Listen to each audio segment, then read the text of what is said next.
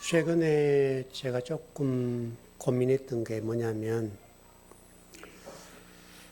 어느 교회에서 후임 목회자를 좀 소개해 달라고 저에게 연락이 왔어요.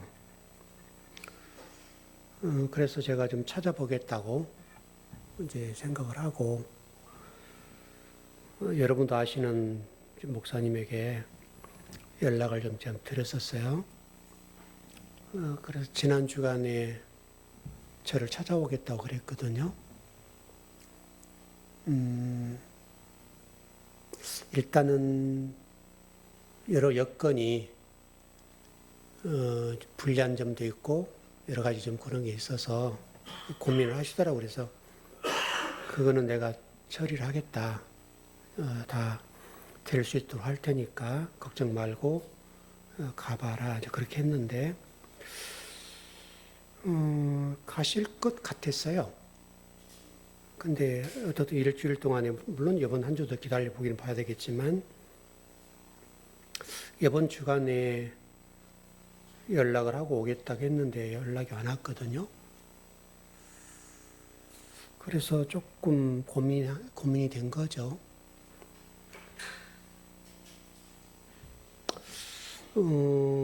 제가 중형 교회나 대형 교회를 소개할 수 있는 입장도 안 되고 그래서 저에게 부탁했던 교회가 농어촌 교회입니다.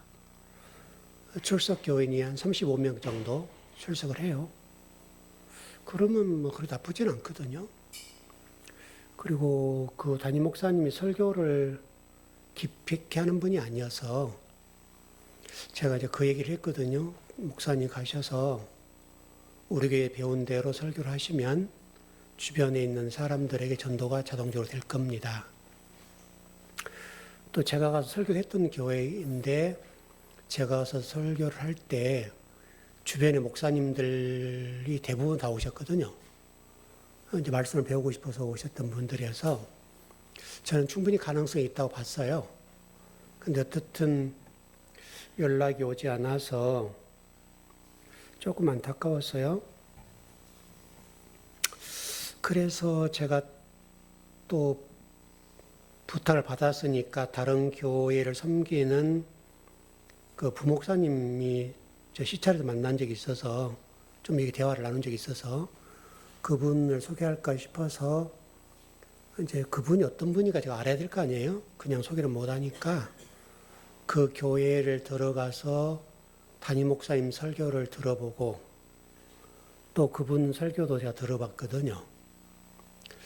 근데 그 담임 목사님이 교회 이름이 뭐냐면 예수뿐인 교회라는 이름이에요. 교회 이름이.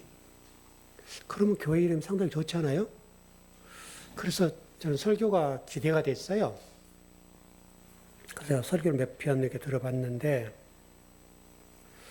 설교의 중심이 뭐냐면 인간관계 훈련 쪽이에요. 인간관계 훈련 쪽에. 무슨 얘기인지 아시겠죠? 설교가 다 그런 패턴이에요. 그래서 저는 부목사님 어떨까 싶어서 그분 목사님, 그분 설교를 제가 이제 들어가서 봤습니다. 근데 똑같더라는 거죠. 담임 목사님 영향을 안 받을 수가 없죠. 그래서 소개를 할 수 없는 거죠. 너무나 안타까웠어요. 그러니까 아마도 제가 보기에는 지금 그 예수뿐인 교회라는 교회 저희 오해고 같은 시찰이거든요. 배재대학교에서 예배를 드린 거 보니까 또 부목사님들이 몇 분 계셔요. 교세가 좀 되는 것 같아요. 설교를 한 22분 정도 하시더라고요. 매주. 근데 내용이 전부 다 인간관계 훈련 쪽에 포커스가 맞춰져 있어요. 사람과의 관계, 어떻게 해야 되는가, 이런 쪽이더라고요. 그러니까, 물론 이제 그쪽 교인들은 그렇게 훈련이 되어 있기 때문에 그게, 좋을 수도 있겠죠. 평가를 못 하겠지만, 다만, 제 눈으로 보는 것도 제가 뭐 100% 오를 수는 없으나, 제 눈으로 볼 때는 예수뿐인 교회라는 교회 이름만 그런 것 같은 느낌인 거죠. 예수뿐인 교회라면 오직 예수님만 설교의 핵심이 돼야 될 거 아니에요? 근데 전부 다 인간관계 훈련. 여러분도 혹시 한번 들어가서 보세요. 예수뿐인 교회 영천로에서 예수뿐인 교회라는 교회 이름을 치면 목사님 이름이 이렇게 쭉 나오고 설교가 쫙 나오더라고요. 한 22분, 23분 정도 이렇게 설교를 하시던데. 그래서 좀 많이 실망을 한 거죠. 또 그런 데는 성도들이 모인단 말이죠. 그래서 제가 이제 여러분 말씀드렸던 그분은 원래는 제가 은퇴하면 그분을 우리 교회로 모셨으면 좋겠다는 생각도 가졌었어요. 여러분 아시죠? 그랬던 분인데 제가 주재했던 이유가 이제 이런 문제 때문에 그렇거든요. 그러니까 자기 주도성, 자기의 정체성 이런 측면이 담임 목사의 기질이 돼야 되거든요. 그렇죠, 여러분. 그러니까 부목사라는 직에 충실할 때의 모습과 담임 목사가 되었을 때는 또 다른 면이 있어야 되거든요. 그러니까 부목사는 그냥 담임 목사님의 어떤 목회 스타일에 따라가면 되는 문제예요. 근데 담임 목사가 되면 담임 목사는 그렇게 하면 안 되죠. 그래서 이제 그게 변했을까 싶었는데 지금 어느 교회에서 사역을 하시더라고요. 아마도 중고등부 하시는 것 같긴 한데 그런 사역을 하시는데 저는 이제 물론 그분의 핸디캡들을 조정해주고 문제 없게 하겠다라고 얘기를 했지만 제가 생각할 때는 현재 그 세계 선교회 그쪽 일하는 것을 관두고 이쪽 교회 가서 전념을 하면 아마도 괜찮겠다 싶었어요. 근데 일단은 양쪽을 이렇게 하겠다고 얘기해서 오케이 그렇게 해라. 그 일은 내가 정리해 주겠다. 이렇게 얘기를 했는데 연락이 오질 않았어요. 그럼 연락이 안 왔으면 뭐 가기 싫다면 목사님 제가 이러이러한 사진에 못 갑니다. 얘기를 해줘 맞죠? 그게 예의 아니에요? 저는 그분을 생각하고 얘기를 해주었기 때문에 왜냐하면 또 우리 교회 부목사님 계셨던 분이니까 제가 저 길을 터줘야 되겠다는 생각도 늘 갖고 있었거든요. 그런 자리가 나면 소개를 해야 되겠다는 생각도 하고 아니면 우리 교회에 이렇게 모실 생각도 했었단 말이죠.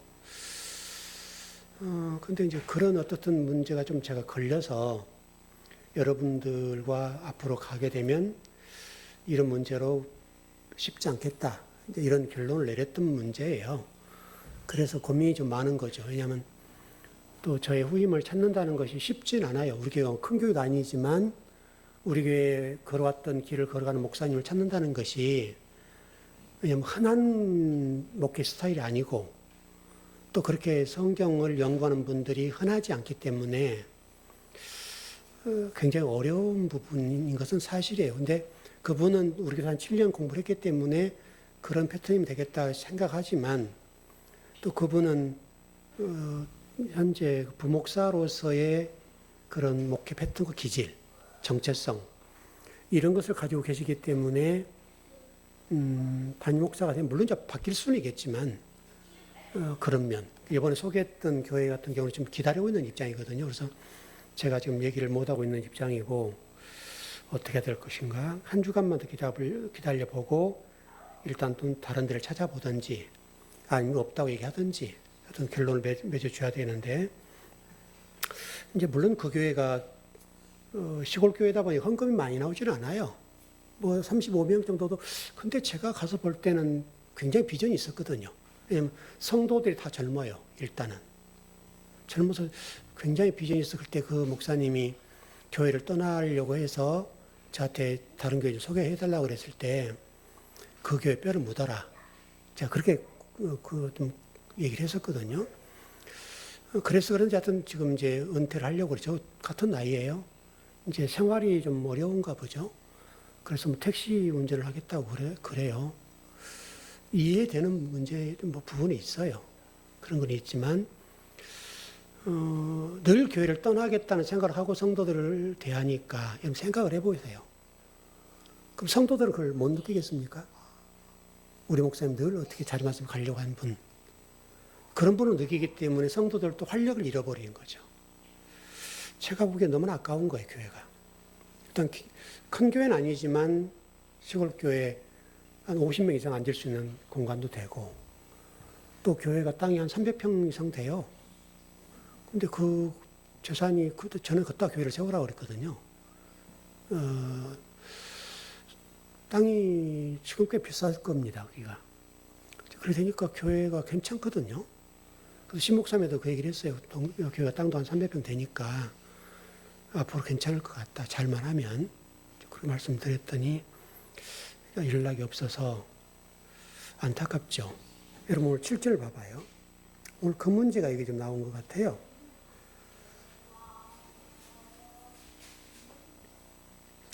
제가 앞에 5절까지 읽어드렸는데 7절 시작. 그러므로 예수께서 다시 이르시되 내가 진실로 진실로 너에게 말하노니 나는 양의 문이라. 예수님께서 나는 양의 문이라고 그래. 이 말은 자기 정체성, 예수님의 정체성의 문제를 설명하는 거예요. 나는 양의 문이다. 이제 이게 에고 에임이, 헬라어로는 에고 에임, 나는 뭐뭐이다. 나는 생명의 떡, 나는 세상의 빛. 그런 말이 똑같아요. 그러니까 에고 에임이 예수님의 정체성은 나는 나다. 똑같은 얘기거든요. 그러니까 우리 출애굽기 3장 14절에서 모세가 하나님 그러면 하나님이 나에게 말씀하신 분 누구라고 얘기를 할까요? 했을 때 하나님께서 말씀하신 게 뭐냐면 나는 나다. 그렇게 해라. 그 부분과 똑같은 거예요. 지금 그 문제거든요. 그래서 지금 세 번째, 첫째는 나는 생명의 떡이고 두 번째는 나는 세상의 빛이고 세 번째가 나는 양의 문이다. 지금 이 말씀을 하시고 있어요. 근데 이게 뭐라고 됐는가 하면 내가 문이 누구니 나로 말미암아 들어가면 구원을 받고 또는 들어가며 나오며 꼴을 얻으리라. 이런 말씀이 있단 말이죠. 여러분 노아 방주의 문이 몇 개였죠? 노아 방주? 문이 하나죠. 문 하나입니다. 여러분 성막에는 문이 몇 개예요? 성막. 들어가는 문 하나죠. 그렇죠. 들어가는 문이 하나고요. 들어가서 성전들과 성소와 지성소로 들어가지요. 대제사장이. 근데 이 들어갈 때 문이 더욱더 좁아져요. 이 지성소 들어가는 문은 굉장히 좁아요. 그게 지금 그 지성소의 문제거든요. 우리 신앙생활이라는 게 뭔가를 설명하는 거예요. 이렇게 우리가 복음서에도 좁은 문이라고 말씀하시죠. 그 얘기를 하는 거예요. 바로 지금 그런데 예수님께서 양의 문이다 이렇게 말씀하시거든요. 여러분 요한복음 14장 6절 한번 가보시죠. 왜 우리 그리스도인의 문인가 그걸 설명하는 건데요. 요한복음 14장 6절 시작. 예수께서 이르시되 나는 곧 길이요 진리요 생명이니 나로 말미암지 않고는 아버지께로 올 자가 없느니라. 예수님이 문이라고 하는 이 말씀과 똑같은 거예요. 예수님이 문이라고 하는 말은 내가 곧 길이요 진리요 생명이다. 그래서 나로 말미암지 않고는 아버지께 아무도 못 가. 그 말이거든. 간단하게 얘기하면. 예수님이 문이라고 하는 거와 똑같은 게 길, 문, 뭐 생명, 진리 똑같은 말이에요. 자, 시편 118편 20절 한번 가봐요. 시편 118편 20절.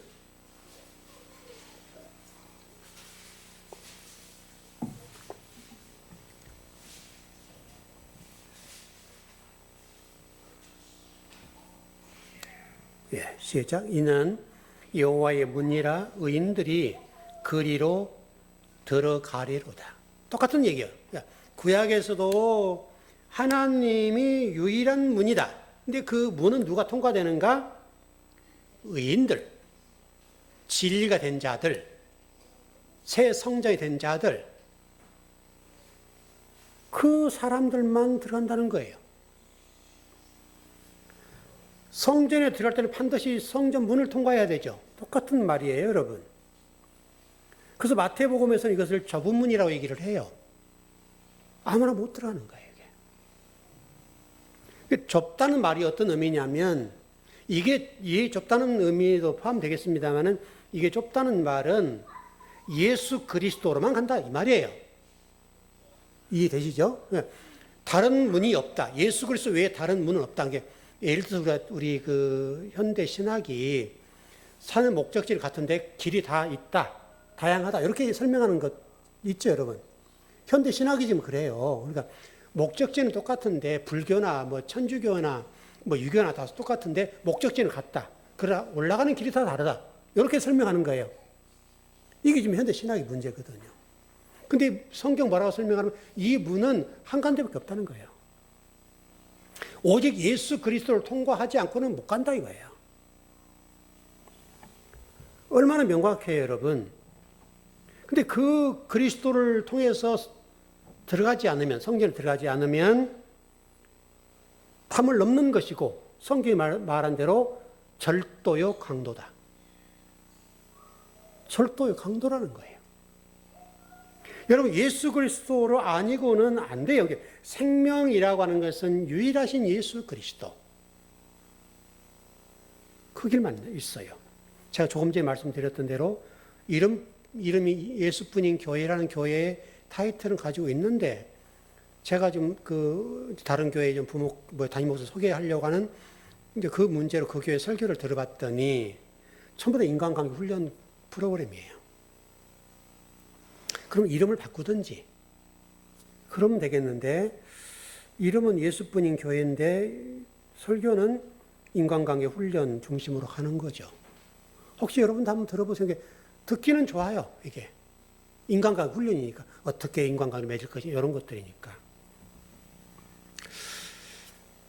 성전과 하나님의 나라를 들어가는 방법은요. 오직 예수 그리스도라고 하는 그 문을 통과하는데 이 문이 뭐냐면 진리라는 문이에요. 문이라고 하는 게 진리다. 이게 진리. 진리의 문으로 들어가야 된다. 그게 길이고 진리고 생명이다. 그래서 이 문을 통과하지 않으면 못 간다는 거예요. 바로 그 진리가 된 사람들에 대해서는 그 문을 열어주겠다. 그래서 창세기 여러분 선악과와 생명과 문제도 문을 닫아버리는 장면이 있죠. 선악과를 따먹은 다음에 문을 닫지 않습니까? 그래서 그릇과 두루두루 화영검을 딱 통해서 못 들어가게 만들어버리죠. 그래서 생명과를 못 먹게 하는 거예요. 무엇을 통해서 들어가는 방법이에요? 예수 그리스도라는 그 문, 그분과 진리를 통해서만 가는 문이 이게 열린다는 거예요. 그렇지 않으면 못 간다는 거예요, 여러분. 그래서 문을 열어준다. 그래서 하늘이 열린다라고 하는 말이 그 말이 똑같아요. 이게 열어준다는 말과 하늘이 열린다는 말이 똑같아요. 이 헬라어는 아노이고라는 단어인데 똑같아요. 예수의 문을 열어준다는 이 문제와 하늘문을 열린다는 말이 똑같은 말이에요. 그리고 노아 방주도 여러분 위쪽에 문이 있지 않습니까? 하늘 쪽에 문이 있잖아요. 하나밖에 없잖아요. 들어간 문은 닫아버리고 열리지 않아요. 유일하게 하나의 문밖에 없어요. 그래서 그 진리의 문을 통해서 통과하는 거 그렇게 돼 있는데 그래서 그 문은 문지기가 열어주는 장면이 있죠. 그렇게 성경이 열립니다. 여러분 창세기 24장 7절로 한번 가볼까요?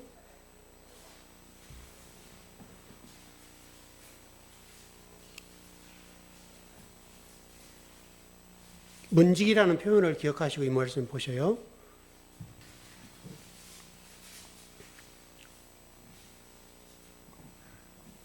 창세기 24장 7절입니다.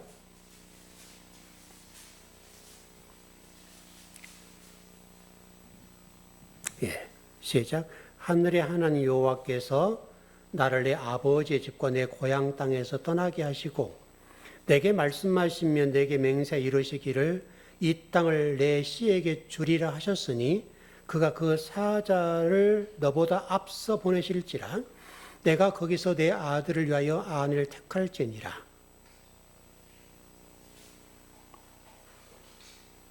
여러분 여기 잘 보세요. 이 내용은 이삭의 아내를 구하러 가는 장면이죠. 근데 지금 누구를 먼저 보낸 거예요? 여기 지금 그 이름은 나와 있지 않지만 우리 다 아는 대로 엘리에셀을 지금 먼저 보냈죠. 여러분 그 장면이죠. 그게 문지기예요, 여러분.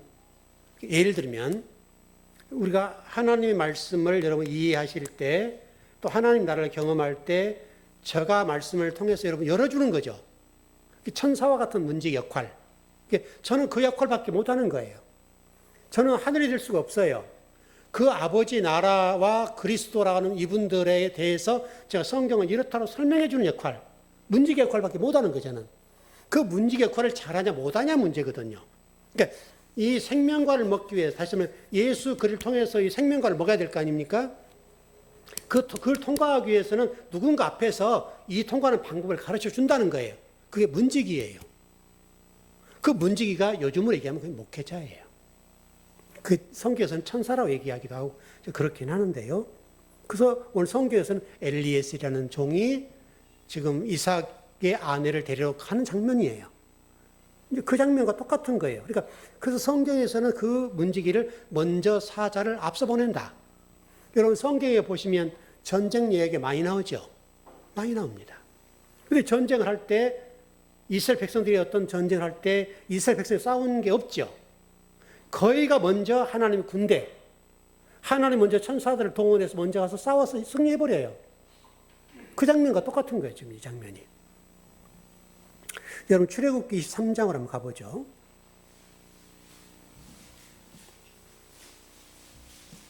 20절, 21절입니다.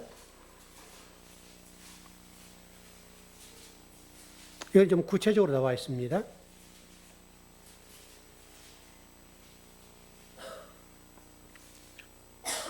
(20절) (21절입니다) 예, 시작. 내가 사자를 내 앞서 보내어 길에서 너를 보호하여 너를 내가 예비한 곳에 이르게 하리니 너희는 삼가 그의 목소리를 청정하고 그를 노엽게 하지 말라. 그가 너희의 허물을 용서하지 아니할 것은 내 이름이 그에게 있음이니라. 예, 32장 34절은 봐봐요.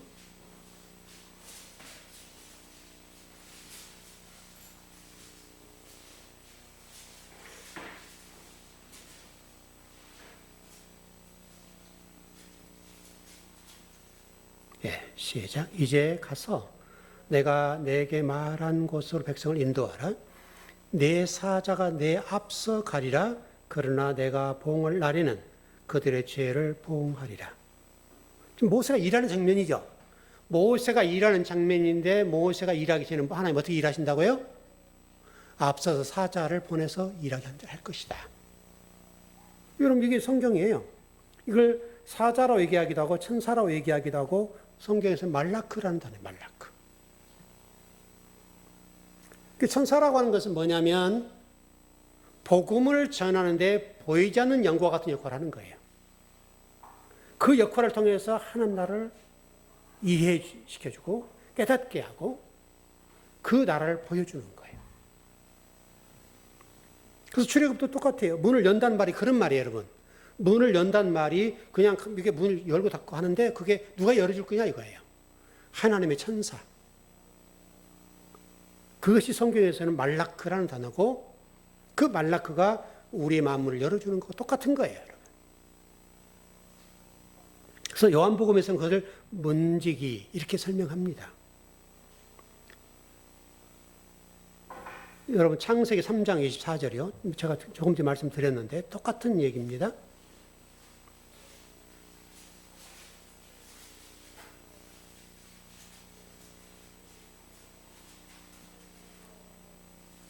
(3장 24절)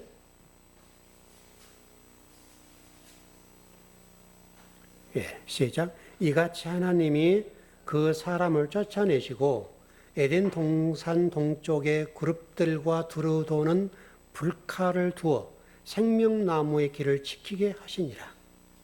이게 문지기죠. 여기 지금 그룹들과 두루 도는 불칼을 두어 이게 지금 여러분 문지기 역할을 하는 거예요. 그 문지기 역할을 하는 사람들이 열어줘야 돼요. 어떻게 열어주는 게 키는 뭐예요? 예수 그리스도. 예수 그리스도라는 키를 가지고 와야 되는 거예요. 여러분 사실 구원론이 간단해요. 어렵지가 않아요. 구원론은 예수 그리스도라는 분, 이분이 딱 키예요, 키. 모든 성경의 키는 예수 그리스도예요. 예수 그리스도를 통과하지 않고는 안 되는 거예요, 이게. 그러니까 이 말은 우리가 지난 금요일도 공부했지만 여러분, 종된 성도가 되지 말아라. 똑같은 얘기예요. 그러니까 우리가 금요일도 이렇게 말씀드렸어요. 겸손이라는 관점으로 성도들이 아이고 나 같은 것이, 나 같은 종이 이렇게 얘기하는데 하나님 앞에는 그런 의미가 통하지 않아요. 종이라고 하는 것은 듣기는 좋을 수 있고 겸손하게 들릴 수는 있지만 하나님은 우리에게 종되기를 원치 않아요. 그래서 탕자 비유를 설명을 드렸죠. 탕자 비유의 둘째 아들이 아버지의 유산을 가지고 나갔습니다. 나가서 다 탕진을 했어요. 할 데가 없어요. 완전 이제 거지가 됐어요. 그래서 아버지 집에 이렇게 슬슬 들어오는 거예요. 근데 이 아들이 들어올 때 어떤 마음이었는가 하면 상속을 다 받고 나가서 그걸 다 탕진했으니 아버지 앞에 면이 없는 거예요. 그러니까 그렇잖아요, 여러분. 쭈뼛쭈뼛 이제 들어오는 장면이잖아요. 그러니까 들어오지도 못하고 나가지도 못하고 지금 이런 상태라고 보는데, 근데 그러면서 한 얘기가 아버지 저는 아들로 인정하지 마세요. 저를 종으로 인정하세요. 저는 아버지의 종이 되겠습니다. 그 얘기를 하는 거예요. 그러니까 아버지가 뭐라고 그래요? 옷을 다 갈아입히고 목욕 재개시켜주고 깨끗한 옷으로 입혀주고 잔치를 배설하잖아요. 하나님과 우리 관계가 똑같아요, 여러분.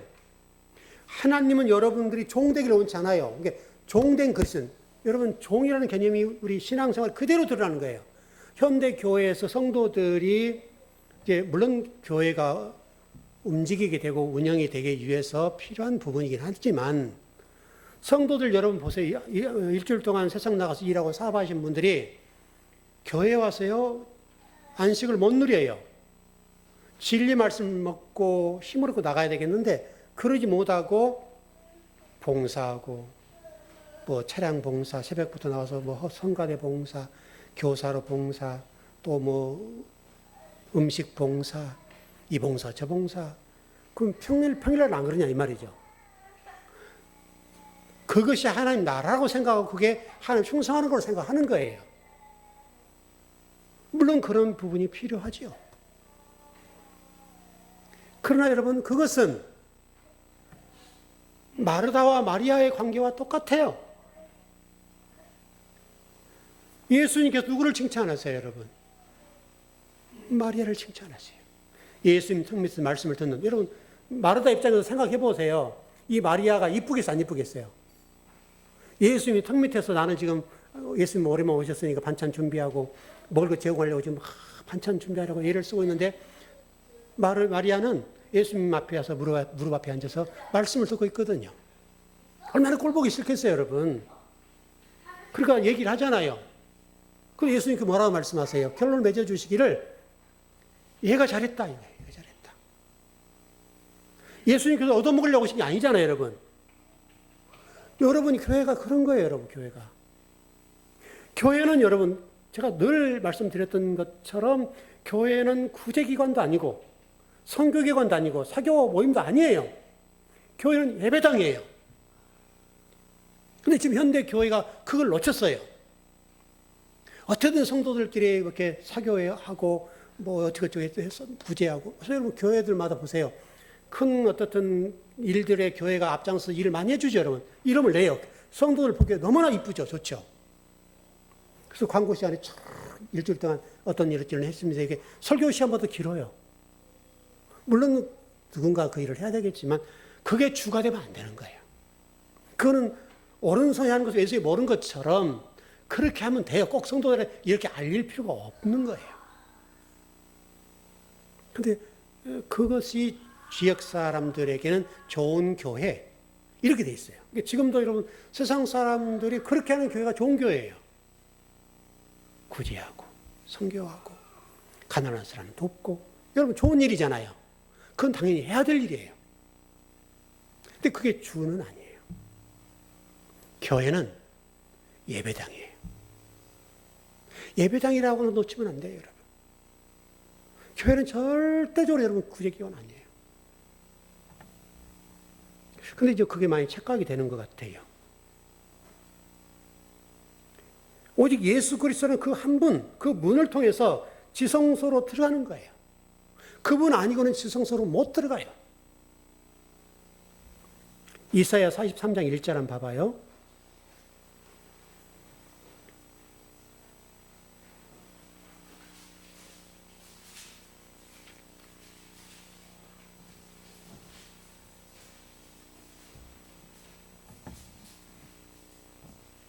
여러분 그 설교 제목을 보시면서 설교를 들으셔야 돼요. 이사야 43장 1절 시작. 야곱아 너를 창조하신 여호와께서 지금 말씀하시느니라. 이스라엘을 지으신 이가 말씀하시느니라. 너는 두려워하지 말라. 내가 너를 구속하였고 내가 너를 진명하여 불렀나니 너는 내 것이라. 유일하신 예수 그리스도 한 분, 하나의 이름, 하나의, 제가 제목 그랬죠. 하나의 양떼, 하나의 목자, 하나의 이름. 그거밖에 없어요.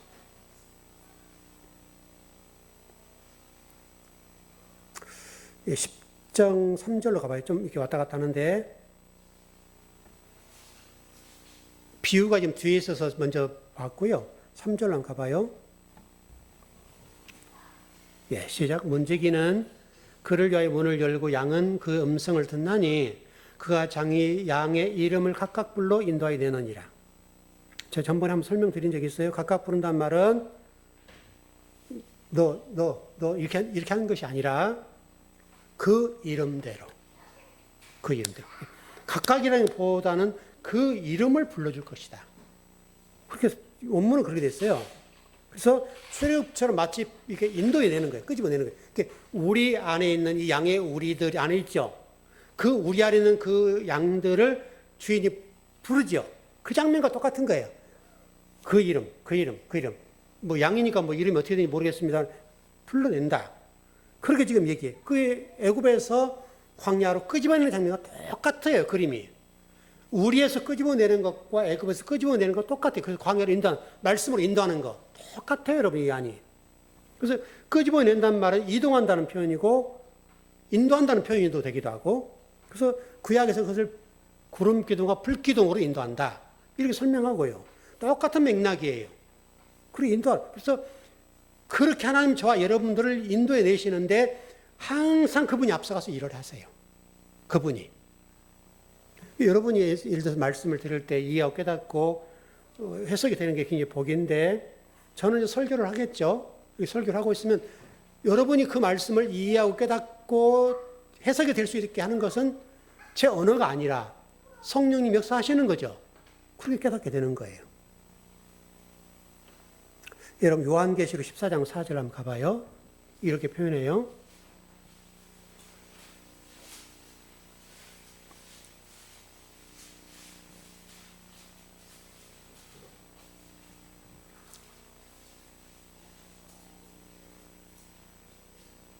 네, 시작. 이 사람들은 여자와 더불어 더럽히지 아니하고 순결한 자라 어린 양이 어디로 인도하든지 따라가는 자며 사람 가운데에서 속량함을 받아 처음 익은 열매로 하나님과 어린 양에게 속한 자들이니. 하나님과 어린 양에 속한 자들. 그러면 끝나는 거죠. 그게 마치 불기둥과 구름기둥과 그를 따라가는 모습과 똑같죠.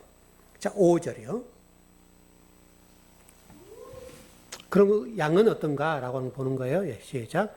타인의 음성은 알지 못하는 고로 타인을 따르지 아니하고 도리어 도망하느니라. 요한복음 10장 5절입니다, 여러분. 이 타인이라고 되어 있어요. 타인이라고 한 말이 어떤 말이냐면, 뜻이요, 다른 것에 속한, 내 것이 아닌 다른 사람의 것. 그 똑같은 뜻이에요. 낯설은, 외국에 적이 있는, 부적합한, 심지어 적대적인 그런 뜻을 가지고 있어요. 그러니까 쉽게 해서 간단한 게 뜻이 뭐냐면, 타인이란 말은 다른 것에 속했다. 다른 진리에 속했다. 그런 얘기죠. 다른 진리를 전하는 대로 따라가면 안 되죠. 그 말과 똑같아요. 다른 음성을 들으면 안 돼요. 그래서 제가 전번에 여기 10장 처음에 설교할 때 양들이 고집도 세고 눈도 희고 눈도 박지 않고 또 뒤집어지면 못 일어나고 혼자 굉장히 그런데 그들의 특징 가운데 하나 뭐냐면 양들에게는 아주 독특한 게 뭐냐면 목자의 음성을 기가 막히게 듣는다는 거예요. 바로 그 얘기예요. 그 음성을 제대로 들을 수 있다. 그게 굉장히 큰 복이에요. 여러분 이제 우리 교회에서 훈련을 받으신 분들은 요즘 워낙 그 인터넷에 많은 목사님들 설교 올라오니까요. 정말 유명한 분들 많이 올라오죠. 설교를 들으면 대충 감이 오죠. 저분은 어떤 설교하신다, 저분은 어떤 설교하신다, 다 정리가 되죠. 정리가 될 거예요, 아마. 그게 맞는 말이죠. 우리가 성경을 알고 진리를 제대로 알면 저분은 정말 성경 말씀대로 설교를 하시는지, 아니면 인간적인 설교를 하시는지, 아니면 어떻게 된 성도들에게 뭐 헌금을 뜯어가려고 하는 건지 다 보인다고요. 안 보이면 안 되죠, 여러분. 말씀을 여러분 제 밑에서 그렇게 많이 드셨으면 분별이 돼야 되죠, 여러분. 가능해요, 여러분.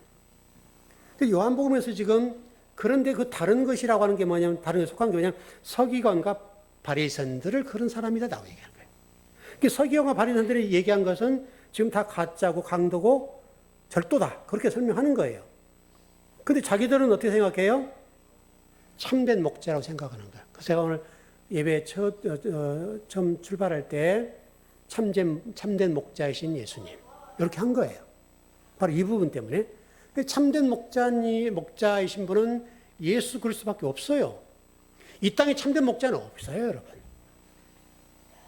제가 여러분 참된 목자겠어요? 저는 흉내내는 것뿐이에요.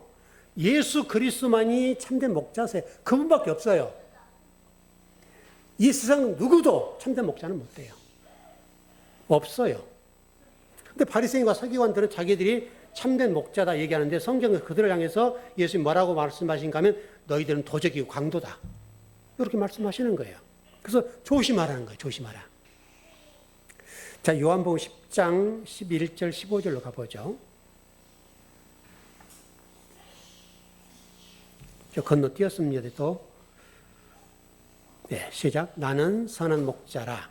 선한 목자는 양들을 위하여 목숨을 버리거니와 싹구는 목자도 아니요 양도 제 양이 아니니 이리가 오는 것을 보면 양을 버리고 달아나나니 이리가 양을 물어가고 또 해치느니라.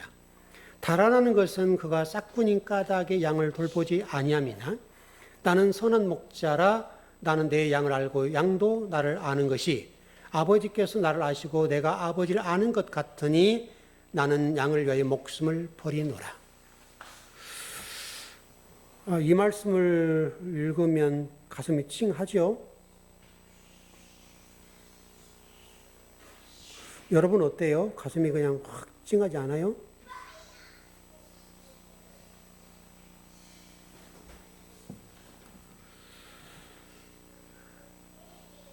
예수님만이 선한 목자시래요. 근데 싹구는 목자도 아니래요. 양도 제 양이 아니래요. 저는 이게 너무나 와닿더라고요. 너무나. 이제 목회자 욕을 좀 해볼게요. 여러분들은 거기 속하지 않으니까. 현대 교회 목회자들 세계가요. 성도 수죠. 성도 수에 따라 등급이 매겨져요. 저분은 A급, B급, C급, D급, 저 끝에는 F급까지 가겠죠. 근데 그게 뭐냐면 간단해요. 그냥 성도 숫자, 교회 재정 많은 거. A급이 그거예요. 거기 따라서 힘이 주어져요. 그러니까 후배 목사들 입장에서 보면 여러분 그 모습을 보고 잘하잖아요. 목회를 배우니까 나도 저렇게 인정받으려면 어떻게 되는 거예요? 저렇게 큰 교회로 가야 되겠구나. 하나님이 맡겨주신 양이 중요한 게 아니라 이 양을 뒷돌 삼아서 저 교회로 점프하는 거, 큰 교회로 이동하는 거, 목회지를 여기에 목적을 둬요. 이건 현실적인 문제예요.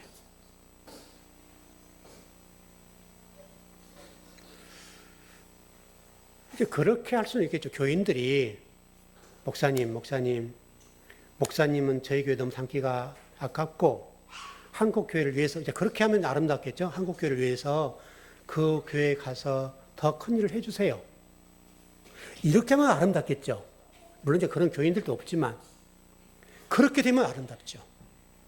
근데 대개는 그렇게 하지 않고 여기서 열심히 목회해서 이름이 나면 유명해지면 어느 교회에서 청빙이 들어오게 되고 아 목사님 우리 대형교회 와서 목회하세요. 그럼 귀가 쏠기도 안 하는 목사님이 계실까요? 여러분 사실 그 말씀이잖아요. 이 말씀이. 성도 똑같고 성도 작은 교회 요즘 성도를 작은 교회에서 헌신하지 않으려고 하잖아요. 요즘은 큰 교회 가서 그냥 묻어서 그냥 예배 드리고 싹 축도하기 이제 빠져나가고 막 그렇게 하잖아요. 지금 똑같다고요. 지금. 그러니까 목회자가 처음 초임에 부임한 교회에 가서 그 교회가 크든 작든 하나님 보내셨으면 그 교회에 가서 뼈를 묻어야죠. 제가 말씀드렸던 대로 제가 그 아는 목사님에게 너 그러지 말고 제가 이제 꼭 그렇게 해서 너 그러지 말고 여기서 뼈를 묻어야지. 너 늘 나가려고 하면 성도들이 여기에 정착하겠냐? 성도들이 이 교회에 애착을 갖겠냐? 그러지 말고 뼈 묻어라. 그 얘기를 제가 해서 지금은 이제 몇 년 또 왔거든요. 여러분 그게 맞지 않아요? 하나님이 보냈으면 거기서 목숨을 걸어야죠. 그 교회에서 뼈를 묻어야죠. 은퇴할 때까지. 그 성도들이 아우 목사님은 뭐 이쁜 표현으로 우리 교회에서는 너무 담기 큰 분이니까 큰 교회 가서 한국 교회에서 어찌 좀 일 좀 해주세요. 이렇게 막 이렇게 밀어서 보내면 너무 좋겠죠. 그런 교회는 없겠지만 그렇게 된다면 아름답죠, 여러분. 근데 대개 목회자들이 자기의 목회지를 두고 큰 교회 청빙 받았을 때 그렇게 떠나는 목사님이 있어요? 한 분도 없어요, 여러분. 그래서 오늘 이 본문이 저는 너무나 가슴이 아픈 거예요. 그 성도들이 그 떠나는 목사님을 보고 어떤 생각을 하겠어요? 가슴이 찢어지죠, 여러분. 근데 오늘 말씀처럼 나는 선한 목자라고 할 수 있겠어요, 여러분?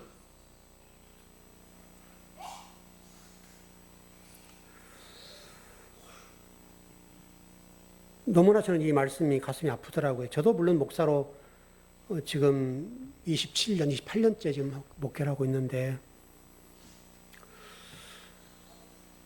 저는 어떻든 지금까지 그런 생각을 해본 적은 없는데 뭐 앞으로는 모르겠죠. 저도 뭐 사람이니까 모르겠죠. 이제 물론 다 됐습니다만 이제 오라고 한 데도 없죠. 이제 나이가 들었으니까. 이제 몇 년 말씀 은퇴하는데 누가 오라고 하겠어요, 이제.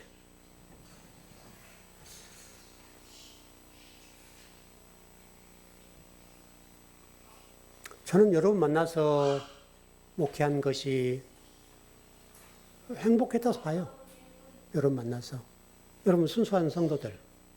또 우리 이전사님 이번에 뭐 스승의 날이라고 뭐죠? 그 경과에도 좀 보내주시고 문자를 보내셨더라고요. 또 어느 사람한테 전화도 오고 가긴 했는데 그게 기쁨이죠, 뭐 목사에게. 진리를 가르쳐 감사합니다. 그렇게 문자도 해주시고 그러는데 그러면 더 잘 전해야 되겠다 이게 생각이 드는 거잖아요. 왜냐하면 목사가 해야 될 일은 그거밖에 없잖아요. 목사 해야 될 일은. 비록 성도 수가 많지 않지만 여러분들에게 생명의 말씀을 잘 전달해 놓으면 저는 그 역할로 끝나는 거예요. 저는. 그게 잘했든 못했든 진리를 바르게 전했으면 되는 거예요. 성도 숫자 많냐 적냐? 그거는 아무 문제가 아니에요.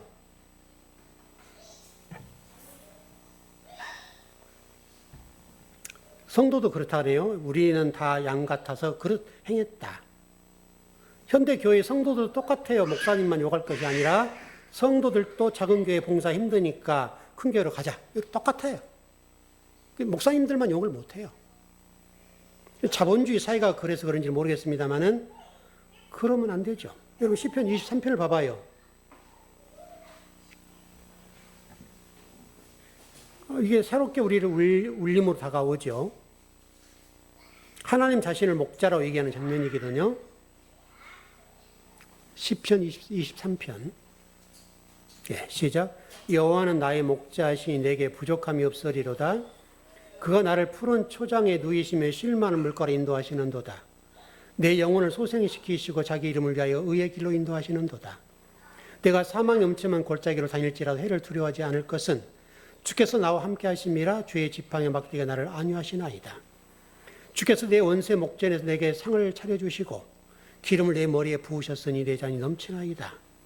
내 평생의 선하심과 인자심이 반드시 나를 따르리니 내가 여호와의 집에 영원히 살리로다.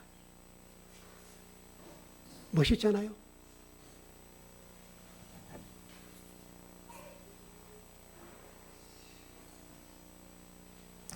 에스겔 34장 15절을 한번 보죠.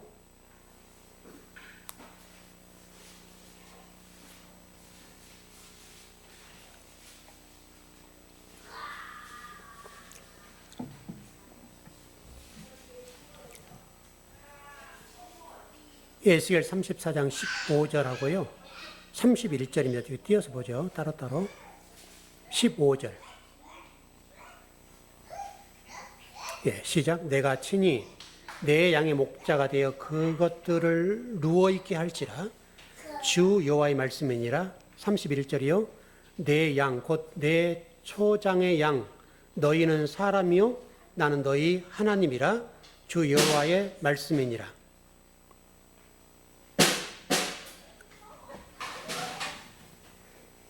예, 시편 95편 7절입니다.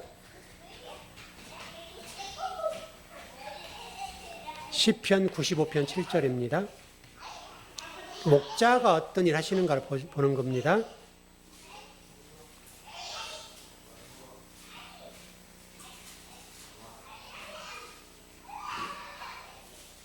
시편 95편 7절. 네, 시작. 그는 우리의 하나님이시요 우리는 그가 기르시는 백성이며 그의 손이 돌보시는 양이기 때문이라. 너희가 오늘 그의 음성을 듣거든. 돌본다. 너희가 오늘 그의 음성을 듣는다.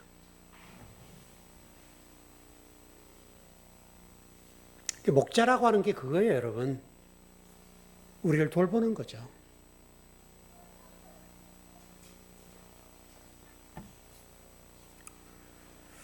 근데 어떻게 돌보냐? 요한복음 10장 11절. 이제 그렇게 되네요. 이렇게 해야 된다는 거예요. 이 말씀 부분을 보면, 예, 시작. 나는 선한 목자라. 선한 목자는 양들을 위하여 목숨을 버리거니와. 목회자들은 성도들 목숨을 버리는 자이죠. 그렇게 지금 성경에 설명하고 있고요. 이제 그렇게 되는 거죠. 실제로 예수님은 그렇게 하셨고요. 근데 싹구는, 자, 12절로 넘어가 보죠. 시간이 없으니까. 12절, 예, 시작. 싹구는 목자가 아니요 양도 제 양이 아니라 이리가 오는 것을 보면 양을 버리고 달아나느니 이리가 양을 물어가고 또 해치느니라.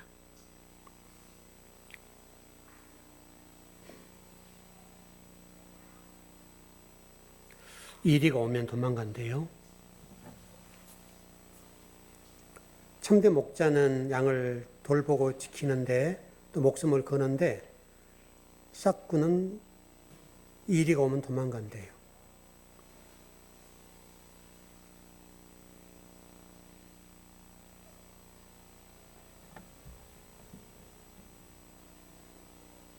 에레미야 3장 15절로 가보죠. 성경에서는 누구를 목자라고 하는가? 물론 하나님 예수 그리스도를 하는 거고요.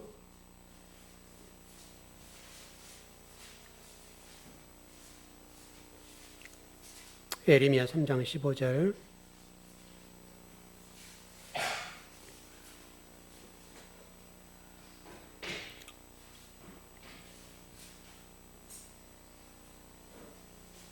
예, 시작. 내가 또 한 마음이 합한 목자들을 너에게 주리니 그들의 지식과 명철로 너희를 양육하리라. 이게 성전의 봉사는 제사장이죠. 하나님과 예수 그리스도가 목자, 참 목자신데 그 일을 누구를 통해서 하시냐면 제사장을 통해서 한다. 이렇게 하는 겁니다. 성경이 그렇게 되어 있어요. 근데 바리새인들은 어떻게 한다는 거예요? 양들을 흩어버린다. 그렇게 되어 있습니다. 시간이 많지 않아서 분량이 되니까. 예, 이사야 56장 10절 한 절만 보죠.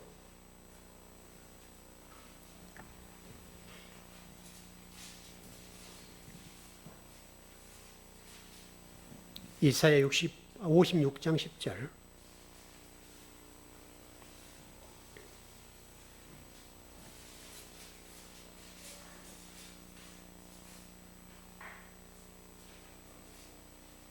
예, 시작. 이스라엘 파수꾼들은 맹인이요 다 무지하며 벙어리 개들이라. 짖지 못하며 다 꿈꾸는 자들이요 누워있는 자들이요 잠자기를 좋아하는 자들이니. 벙어리 개가 되면 안 되겠죠? 그 11절은 몰지각한 목자들이라고 되어 있죠. 그 여호와를 전혀 몰지각하다는 말이 어떤 말이냐면 야다하지 못한 자, 여호와를 전혀 모르는 자 이렇게 되어 있고요. 좀 결론을 맺어보겠습니다. 저도 지금 목사로 한 28년째가 됐는데 물론 제 마음은 아버지가 아시겠죠. 근데 그렇다고 해서 아버지가 저를 인정 안 하시면 어쩔 수 없죠. 그건 이제 머리 아픈 얘기인데. 그렇잖아요. 아버지는 제가 잘했죠. 그렇게 할 수는 없잖아요. 그분이 어떻게 하실 건데. 정말 우리 교회가, 여러분도 그렇고, 작은 교회인데, 한 가지는 분명히 했으면 좋겠다. 우리 교회만의 분명한 정체성, 우리 교회는 말씀의 교회다. 그 하나만은 놓치지 않았으면 좋겠다. 이제 그것을 우리는 부단히 몸부림을 치고 그 일을 이루기 위해서 노력해야 된다. 그것은 제 스스로가 이 일에 대해서 최선을 다할 것이고 여러분도 그 말씀에 대해서 최선을 다해서 그 말씀을 빼새기려고 노력하는 그거는 여러분이 해야 될 몫이고요. 제가 성경을 연구해야 될 것들은 제가 해야 될 문제고. 누가 그러더라고요, 저한테. 올해 좀 몸이 안 좋다고 그러니까 이제 목사님 제발 공부 좀 그만하시라고. 그동안에 공부한 것만 해도 풀어먹고 살 수 있다고 그렇게 하더라고요. 근데 풀어먹고 산단 말이 표현이 그렇긴 한데 근데 저는 태생적으로 그런지 모르겠습니다만은 하나님 말씀을 탐구하는 것은 여러분들이 다 전하지 못할 수도 있죠. 지금 이제 사사기 거의 마무리 단계에 와서 지금 제가 사사기가 한 450장 정도 되더라고요. A4 용지로. 많이 했죠, 벌써. 그래서 이제 우리 요한복음 끝나면 제가 로마서 해보겠다고 그랬죠. 근데 사사기 끝나면 뭐 할 건가 이게 고민이 되는 거죠. 그거는 또 우리 수요일, 금요일 공부하는 거니까. 그리고 주일날 공부한 것은 이제 요한복음 공부하고 나서 로마서를 공부해 볼까 지금 하는데 이제 로마서는 교리서 아주 유명한 본문 아닙니까? 그래서 거기를 해봐야 돼 싶은데 이제 얼마나 제가 준비를 하든지가 관계없이 하나님 저를 언제가 쓰실지를 모르죠. 그건 모르는 일이니까 어떻든 저에게 주어진 시간 속에서 그 일은 놓치지 않겠다. 그것은 제 몸이 부서지라고 하는 거죠, 뭐. 그건 어쩔 수 없는 저에게 주어진 하나님 소명이니까 그 일은 해야 될 것 같고 물론 이제 몸도 좀씩 좀 좋아지고 있는 상황이기도 하고요. 그래서 그제도 좀 검사 결과도 보고 왔는데 수요일 날 검사하고 금요일 날 결과 봤는데 한일병원에서 다시 한번 봤거든요. 근데 결과는 나쁘지 않게 나왔어요. 그래서 좀 의사 선생님도 괜찮다고 얘기하시고 많이 좋아졌다고 말씀하시더라고요. 그래서 상당히 좀 좋죠. 이제 완전히 회복된 건 아닌데 어떤 수치상으로는 그래도 좀 좋게 나왔더라고요. 그래서 하나님의 건강을 주셔야 되겠죠. 그래야 여러분 성경을 더 공부하지. 이 공부하는 게 보통 쉽지 않고 어려워요. 허리가 문드러지고 이게 그리고 이제 머리를 써야 되는 거잖아요. 이게 그러니까 하나님이 야 목사야 너 책상에 한번 앉아 내가 슬슬 가르쳐 주게 이러면 얼마나 좋겠어요. 하나님 한 번도 그러신 적 없어요. 제가 몸으로 그냥 몸공을 들여야 하나님 좀씩 열어주고 하니까 야속하기도 하죠. 근데 하나님이 그렇게 하시지 뭐 그러면 하나님이 와서 설교 다 해버리고 하면 되지. 그럼 제가 필요 없죠. 그렇게 보는 거고요. 어쨌든 여러분과 제가 한 교회에서 이렇게 섬기게 됐는데 죽는 날까지 한번 최선을 다해 보자고요. 여러분도 최선을 다하고 저도 최선을 다해서 하나님 칭찬받는 우리가 됐으면 좋겠습니다. 예, 기도하겠습니다.